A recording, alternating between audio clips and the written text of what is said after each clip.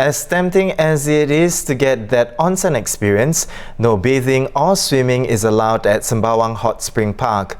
Barely a month since the park reopened, footage of people's inappropriate behaviour has circulated online. The National Parks Board, or NParks, is making the rules clearer for people on how to behave. Circulating online, footage of people's inappropriate behaviour at the Sembawang Hot Spring Park. This includes people soaking their entire bodies in the communal foot bath and getting domestic workers to wash their feet. The National Parks Board, or NParks, has deployed additional staff and signs with guidelines at the park to advise users on proper behaviour. According to infectious diseases experts, besides being considerate, safety and cleanliness are also important, as there have been reports of infectious diseases being transmitted at various hot springs. Now to tell us more, we have journalist Timothy Goh. Welcome, Tim.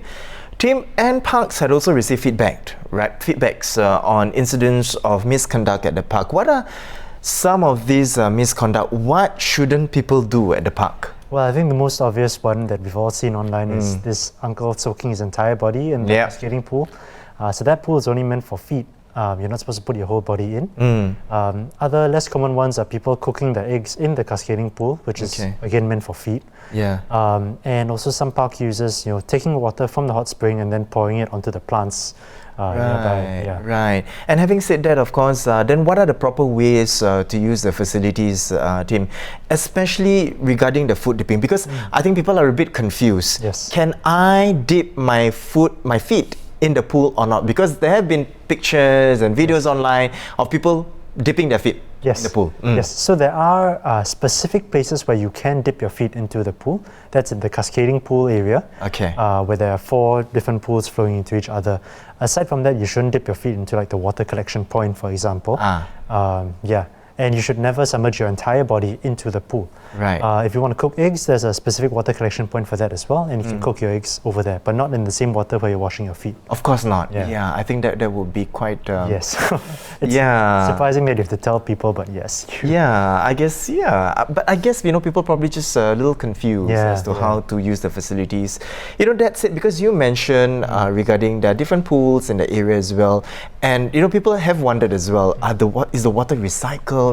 What is the cleaning regime or the cleaning mechanism behind this hot spring? So there is a cleaning regime in place, and they do step it up more frequently when there are more visitors. But the water itself is not recycled, so park users can rest assured. Once it flows down to the lowest tier of the pools, it just flows into the drains and it's not recycled after. Right, so it's always a fresh batch of water.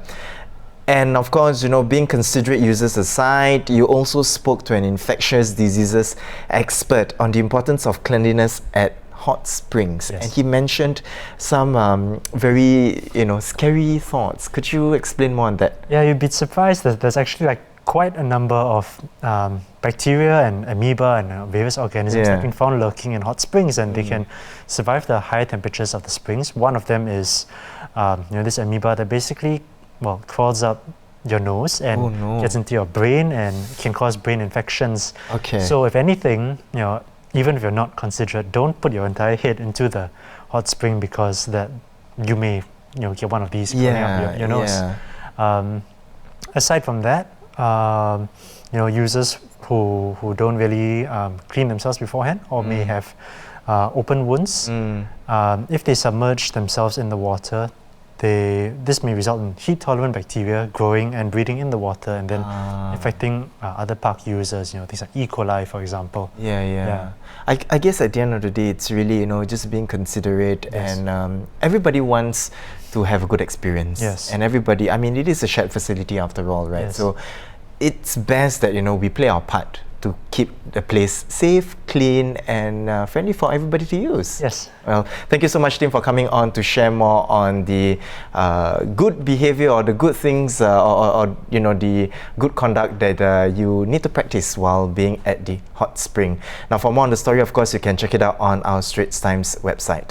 There we have it, our top stories for today. For more news and videos, do log on to straitstimes.com. Once again, I'm Haryanto. See you tomorrow for more stories on A Big Story.